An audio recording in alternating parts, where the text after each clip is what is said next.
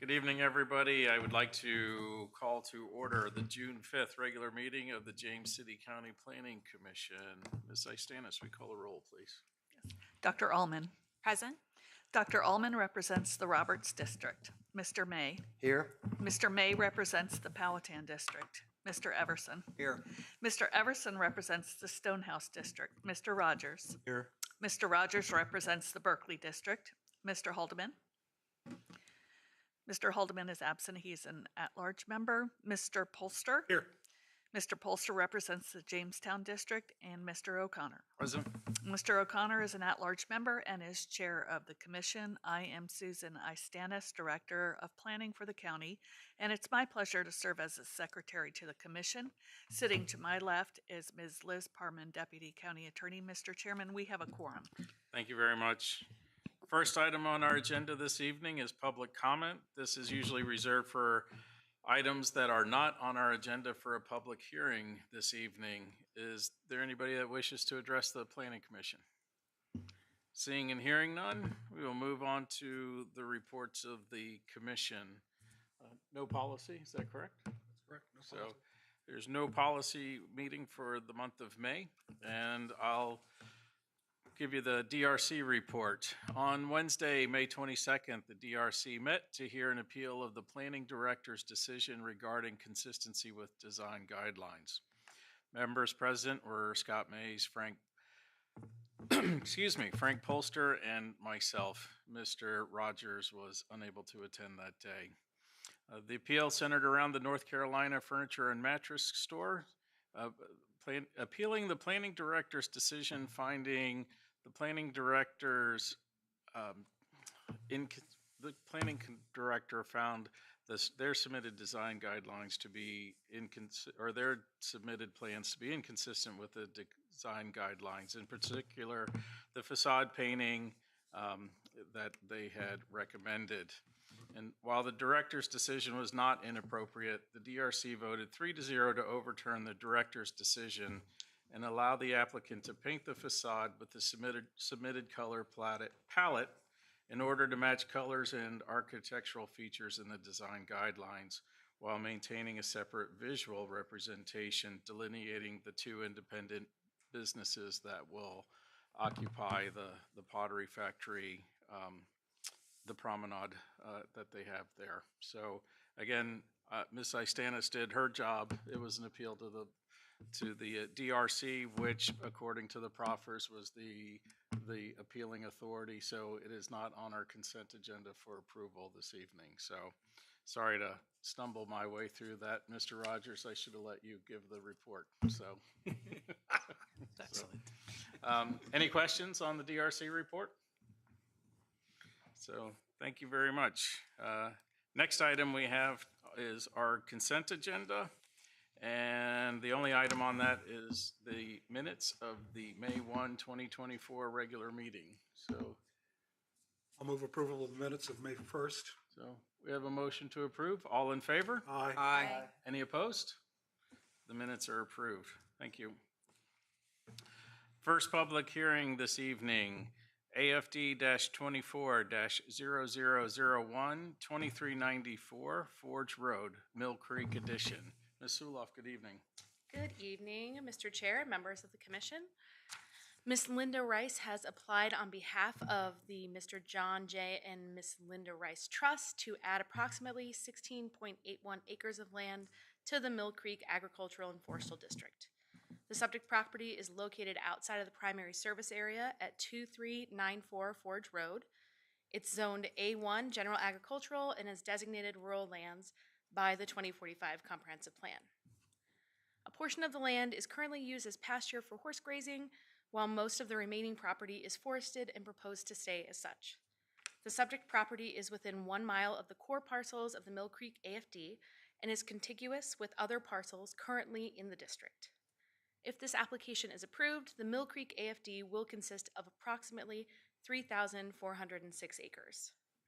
Based on email correspondence earlier, the chart for soils information in the staff report will be updated prior to the Board of Supervisors hearing. However, staff notes that the prime farmland calculations reflected in the staff report are accurate as is. At its April 18th meeting, the AFD Advisory Committee voted 4-3 to recommend approval of this request to the Planning Commission and the Board of Supervisors. Staff finds that the proposed addition meets all state and local requirements for inclusion in the Mill Creek AFD and recommends that the Planning Commission recommend approval of the proposed addition to the Board of Supervisors, subject to the adopted conditions for the Mill Creek AFD.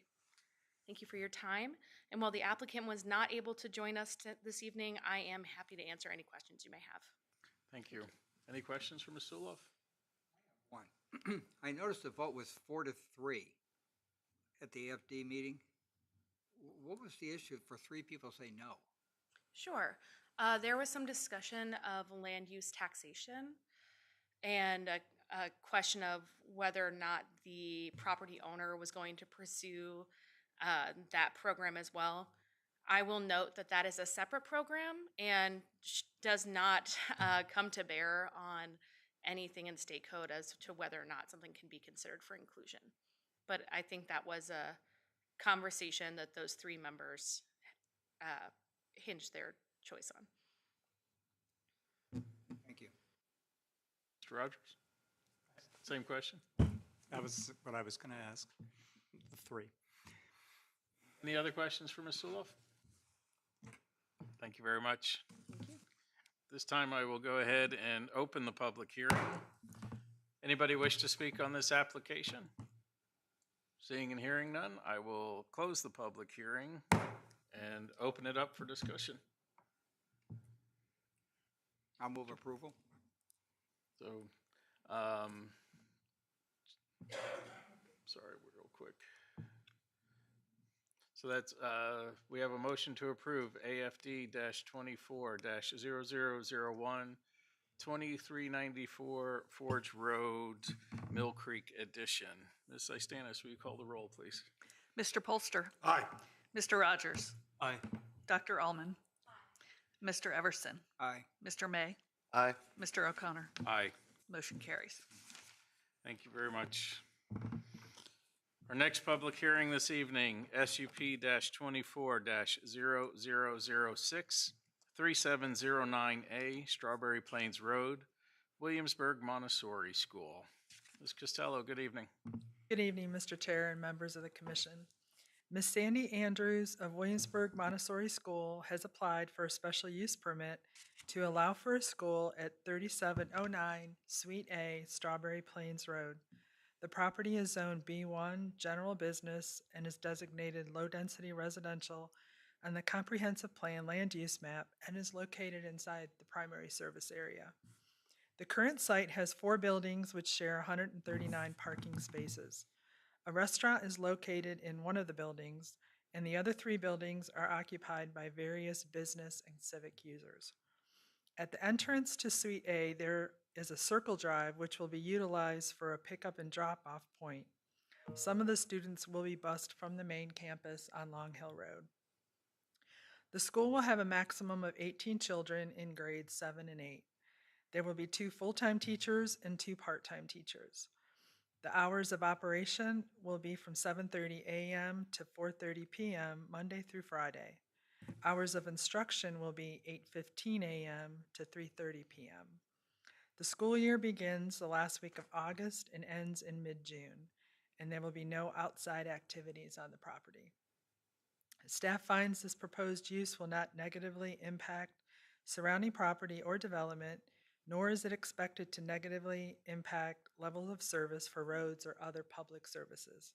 Staff finds the proposal to be consistent with the 2045 Comprehensive Plan and Zoning Ordinance. Staff recommends approval of this application subject to the condition in tonight's packet. I'm happy to answer any questions you may have at this time, and the applicant is also available. Thank you. Thank you, Ms. Costello. Any questions for staff? I have one quick one. Does this prohibit any type of like parent-teacher conferences in the evening, or is it not anticipated they'll have people there? Is this prohibited after 4 o'clock, or could they have? It would have to be within those hours between 7:30 and 4:30. So anything outside those hours is not It's okay? prohibited, Okay. correct. Got it. Any other questions? Thank you very much. This time I will open up the public hearing for the Williamsburg Montessori School. And do I have speaker cards? We have Sandra Andrews, and Katie Brumfield, who are actually, I think, representatives and here to answer questions. Okay, great. So, did you have a presentation you wanted to make, or just to answer questions? So, any questions of the applicant? So, well, you're off the hook.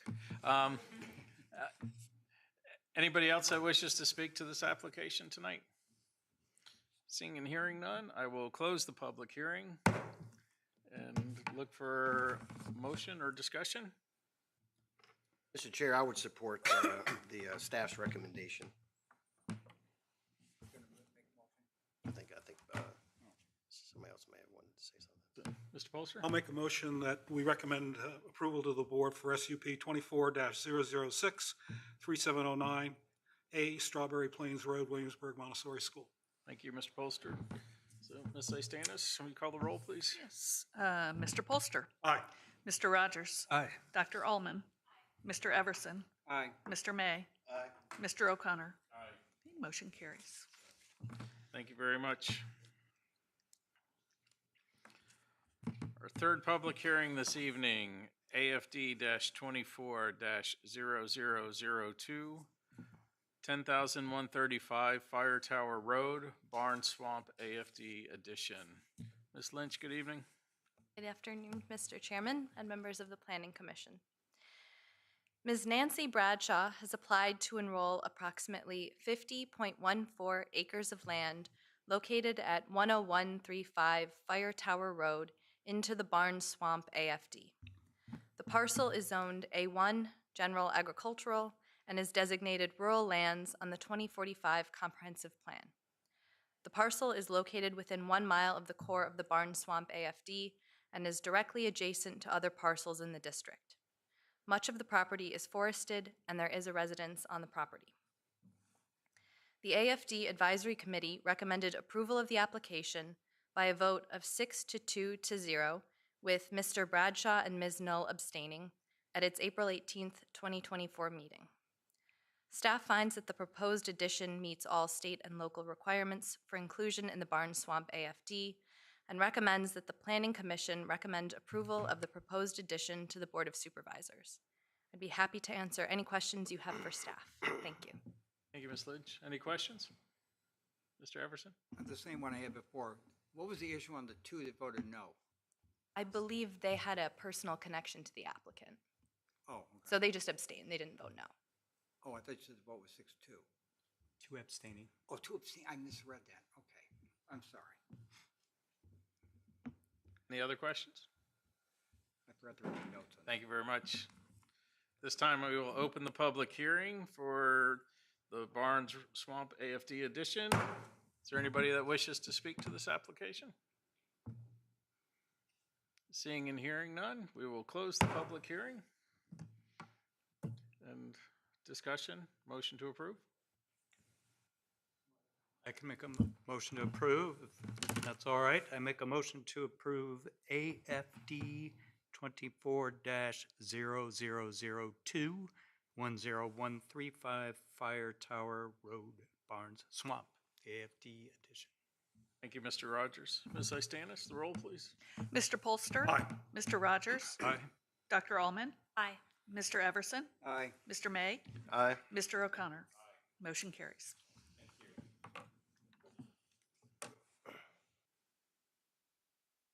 Our last public hearing this evening, SUP-24-0009, Lovett 64 Commerce Center, which was formerly the Hazelwood Farms, the Enterprise Center, the SUP amendment. So, Ms. Lynch, welcome back. Thank you. Thank you, Mr. Chairman and members of the Commission. Mr. Ben Swift of Lovett Industrial has submitted a request to amend the existing special use permit condition as it applies to building number 6. This would change the parking layout to place the employee parking lot between the building and Leisure Road and the loading docks and semi-trailer parking to be interior to the industrial development. This amendment would not increase the approved square footage or change the use on site. The subject property is located at 275 Old Stage Road, zoned EO Economic Opportunity, classified as Economic Opportunity on the 2045 Comprehensive Plan, and is located inside the primary service area. The initial condition was approved prior to finalization of proposed building layouts. Upon receipt of further information regarding plans for the site, staff feels the SUP amendment is appropriate. Staff finds the proposal compatible with surrounding zoning and development and recommended use within the 2045 Comprehensive Plan, though it is not fully consistent with the county's character design guidelines. However, staff has proposed an amendment to the SUP condition to mitigate this lack of consistency that would require an increased evergreen percentage in the landscape buffer to shield view of the cars from Leisure Road. In light of this, staff recommends that the Planning Commission recommend approval of this application to the Board of Supervisors. After the packet was published, staff did receive a comment from a citizen that owns adjacent property. Copies of the email are provided for your review this evening. I'm happy to answer any questions you may have, and the applicant is available as well. Thank you, Ms. Lynch. Any questions? Thank you very much. This time we will open the public hearing for the Lovett 64 Commerce Center. And do we have any speaker cards? So, first speaker card I have this evening is Ben Swift. So, He's going to trade with me. okay. My name is Darlene Prevish, and I live at 211 Old Stage Road. And I was the founder of Save Rural James City County when this project first opened. Ben and I have talked a lot about this project and are working very closely. And I'm asking on behalf, well, I'll tell you, on May the 4th, I made a Facebook page, and we have 1.2 thousand members on that page. And I told all of the citizens who are part of this Facebook group what was going on, and I asked for opinions, and I got no negative comments regarding this change in planning.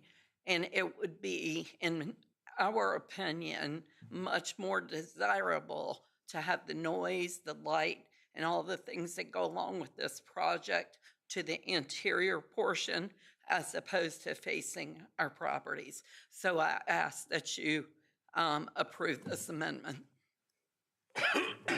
Thank you, Ms. Prevish. Mr. Swift. Mr. Chair and members of the commission. I think I'm happy to kind of step back and give some background as to the need for this change, if that's helpful. Are there the additional slides up there? I have some additional slides that, forgive me, I put them together myself, and I am no marketing guru or really very good at the whole PowerPoint thing, but I think it might be helpful in terms of laying out not only the reasoning behind it, but some of the components of the plan and of the existing conditions that truly help mitigate and limit visibility of this building regardless of the direction it's facing. And so as was mentioned, the main reason for this is because the initial SUP condition had a parking stipulation that most of the parking would occur on the rear. However, the way these industrial buildings are laid out, for obvious safety reasons, the truck operations and the employee parking and access are segregated to opposite sides of the building. As you can see on the screen, having the employee parking, which is what was stipulated in the SUP, on the interior meant that the loading docks would then have to be facing the public, facing the neighbors, and facing the main road. So that's the purpose of this amendment, is no increase, no change to the building really whatsoever in terms of size, just flipping it around so the true front of the building faces the public, faces the main road, and all the operations that Ms. Prevish mentioned that are less visually desirable and somewhat, have a noise component to them are on the interior and won't be visible from the public. Is there possible to go to the next slide? And what I also wanted to mention is that as a part of the SUP initially, this 100-foot buffer is a landscape buffer, and that exists today in the form of quite tall trees, over 40 feet, quite thick vegetation. That is to remain. That will not be touched. As you can see here, I've done a rough sketch of the location of that. So the majority of the building will be shielded by that. And there's only roughly, I would say, 100 feet itself of the building on the corner that will be visible somewhat. And in addition to that, there will be additional green and landscaping along that portion. So even as they turn around, it won't be that visible. Yes, sorry, there we go. That's a better illustration of it.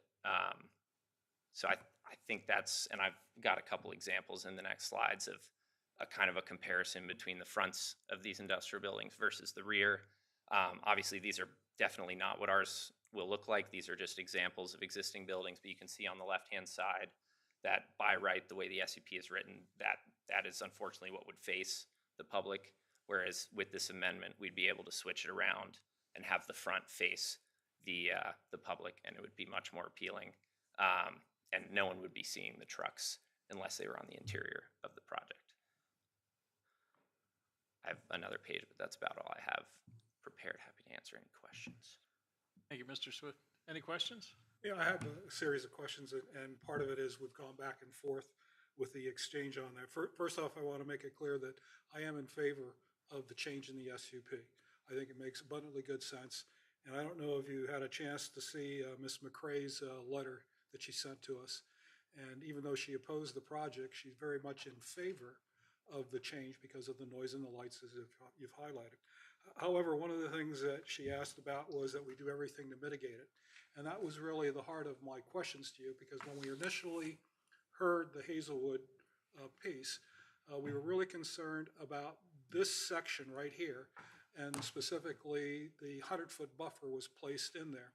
And so, I understand that there's the site plan piece that's yet to come, which is, I know that we'll develop whatever the final piece of it. But when I looked at your sketches, there were two things that come out, and I don't think you have that yet. You showed planning on the newest stuff. I think it's back. Yeah, if you go one forward, Right. this one, yeah.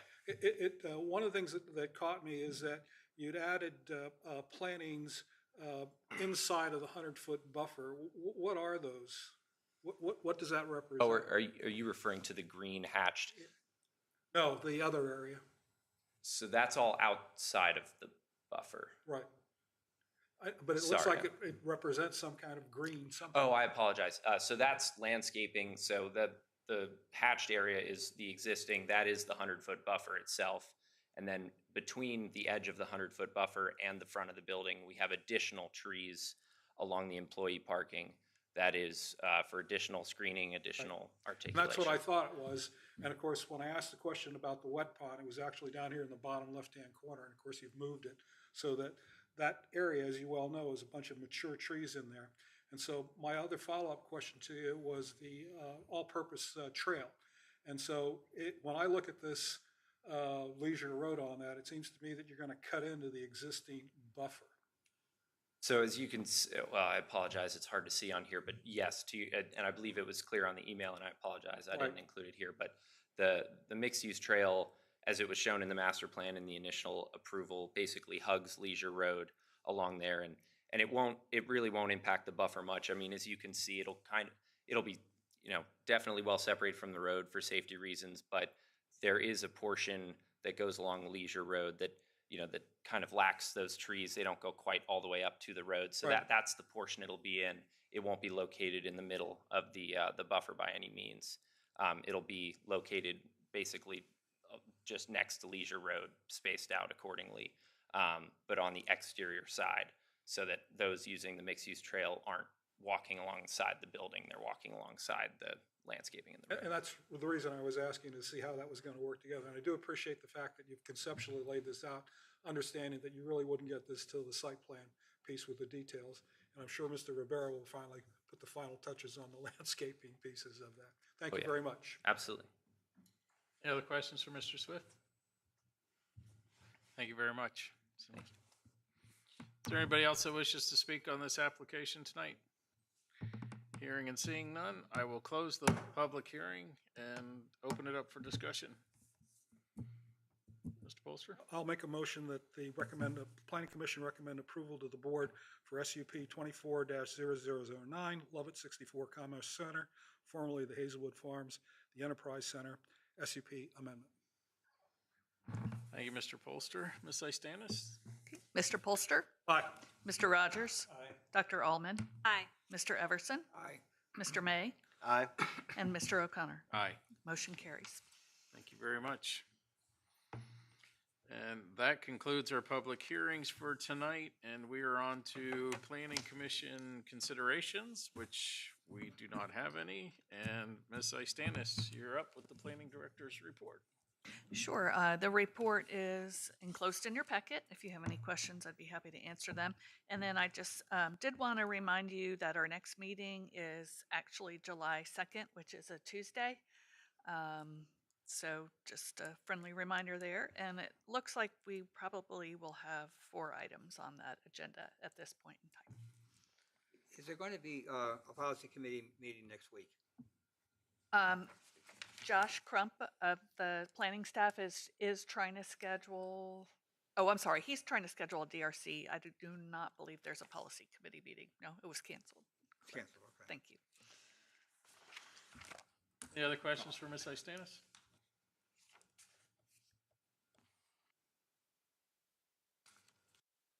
And let's see, item I tonight, Planning Commission discussion and requests.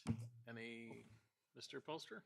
No, go first. Mr. Rogers? So my request is, just because we're all at the table, is if we're going to move the DRC meeting this month from that Wednesday, which would normally be the Juneteenth holiday, are there any days in particular for the members on the DRC? I bet if we could settle it now, you could relay that to Josh. I can do any of those nights. I would, if they're all equal, I would prefer not to do the Thursday. He was looking at sometime that week. Obviously, that Wednesday is the Juneteenth holiday. And I'd be happy to carry back any information you have to share with him so he can. I could kick it up by, could I propose Tuesday?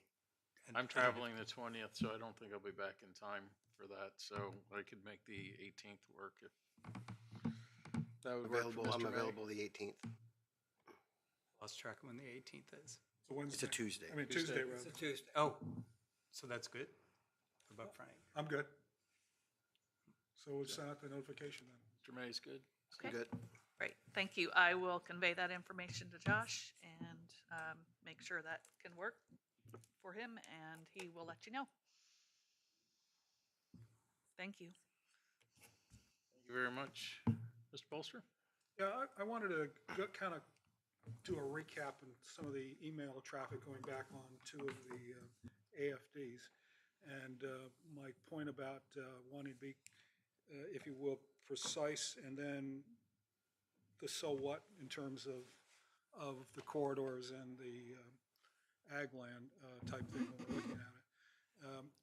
I have seen at least 3 different examples over the last 3 or 4 months where we have applied the natural and cultural heritage to SUPs as well as AFD reports. And I will say, right off the bat that I was a supporter of the natural and cultural when we were going through the comp plan for the very reason of when we look at our AFDs and our PDR programs, the lack of any real substantive criteria that I thought that this would bring to it. And so when you take a look at the VA code for the AFD, there are uses, but in terms of the staff, they usually come back and tell us about the soil content. And as at least 3 of you will remember, I provided that as a reference material as we went down there, because the soil content type thing is not only whether it's prime ag or whatever, but it's also a definition of what will grow there and what's best for that. So it ends up a lot of these are the same thing for the forestry area as well as the prime ag for it. And so if somebody says it's prime ag for it and it's in forest land and you want to have a solar farm, is it okay to chop down the trees that provide sequestration? Or do you want to limit that? And in discussing this with Tammy, it actually came out with a verification that you may remember in the ordinance piece that we went through, that I indicated that the state was going to have to come out with a policy by the 31st of December, on this issue of solar farms and da-da-da-da. We're talking about definitions of prime agriculture. We're talking about mitigation to these things of that. Well, Tammy verified with me that she's expecting the first set of that guidance to come out pretty soon, and with the deadline that's there. So when you look at the data, and it's only the AFD, the question is how did we determine the prime agricultural piece? And in the staff document, what's laid out is a reference to the James City, York, Williamsburg reference document on page 43, and it lists all of those for it. And so we're going back and forth between the Surgo skulls and whatever. And the thing that came out of the conversation as I'm going with Tammy is that I never looked past the first page of the enclosure that showed the two prime outlets, or prime agricultural lands. Well, it ends up, if you go back to the fourth page, anybody go back to the fourth page of that document? No. Well, there's a differentiation in there in terms of what are the prime ags. And in the case of the one on Fire Tower, it was a 39 and 19C, which corresponds exactly to page 43. And the same thing was true for the Forge Road. And of course, my going back and forth is that I got the download from the natural and cultural pieces of all the GIS. So I'm looking at prime agriculture, and I can see it. So, you know, I'm a little bit confused. The point that I wanted to make is that was an important point to me, because if you're going to mitigate prime ag, part of what's being talked is the percentage of the property that's going to be underneath there and the mitigation for it. And of course, we have used this recently for an SUP that was for a maintenance facility where the house was identified on prime ag. And so my question to the staff, my question with Tammy is, what am I to infer from the staff report as it talks about the soils and the corridors in each case? And so that's really the heart of it, is that we're using it and applying it against different things, but what the inferences are not very clear, in my view. And so when you look at the staff reports and they talk about the mitigation and non-mitigation, it's very clear of what they've done or not done. And so that's the point I'm trying to make about wanting to see the same thing for the application against different cases for the prime ag and the corridors. The other thing that came out of this is, as we were looking at, is yesterday's email. I got a set of maps that showed the corridors. And I don't know if y'all took a close look at that, but it ends up that they've added to the GIS property file, they've added in the corridors and the natural habitats, which weren't there before. So that was new to me. But when I looked at that, what they were doing was looking at a specific spot to connect a crossroad. And of course, that got me into the discussion of the LCP connector piece, which I'd also gotten as a database out of the natural and cultural thing. And so part of this was I'm looking underneath the hood at exactly how these all things connect together. And I'm going, okay, so you've got a suggestion to put a natural and cultural fix between connection. Is that what you're trying to tell me, is that we ought to fix that? Or are you telling me the two corridors across the railroad tracks on the Forge Road that's something we should worry about? What am I to infer from that information on the corridor? What my point was to her is that when we went through the natural and the cultural program, one of the things that struck me about the connector pieces and habitat cores, and it goes back to something that the county did a number of years ago, is a better design guidance. And we saw that in their report where you put the development in terms of where the habitat is and where the connectors are, is that's a discussion that's good for everybody to figure out what's the most optimal way to do that. And so without being able to see where those actual lines are that connect, and when we look at the portal, is only half of the piece. And so that's a long story to say that I live on the back of Long Hill Swamp. And that is a corridor for all the wildlife and all the deer. Used to be for wild turkeys too. So is it a surprise that the corridors that connect are through the RPAs for it? So it's within how we define something and how we're going to apply it that I had this conversation that I went back and forth several times with the staff as well as Tammy. And so my request, after saying all of that, was that I would like to see us examine the LCP connectors and the corridors to see how that would apply.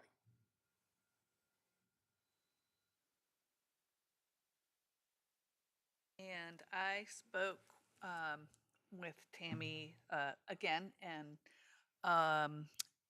told, and we both decided that we would have further conversation about this. And I know she had started looking into it Right, and I this forwarded afternoon. the shape files Yes. based on our conversation so she can take a look at it, as well as the paper that was used for the ArcGIS guys for that.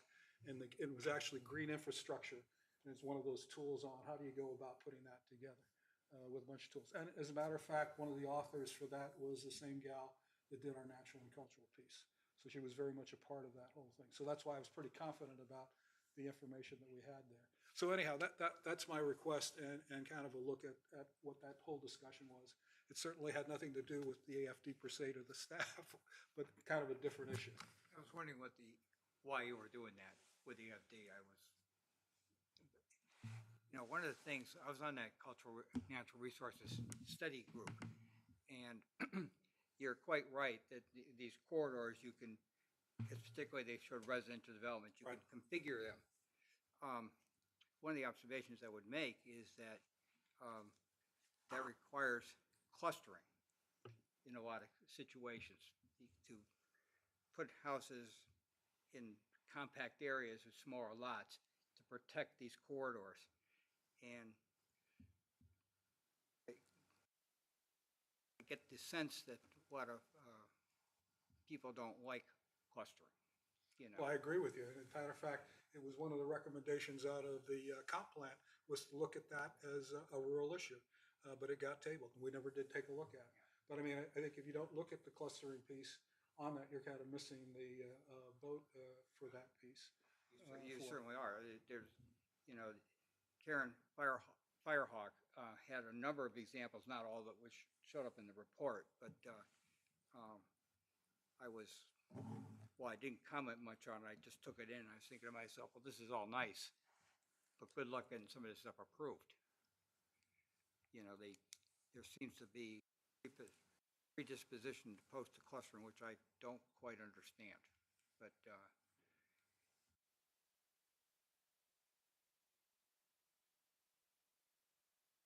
is your concern on this with the coming for industrial scale solar facilities?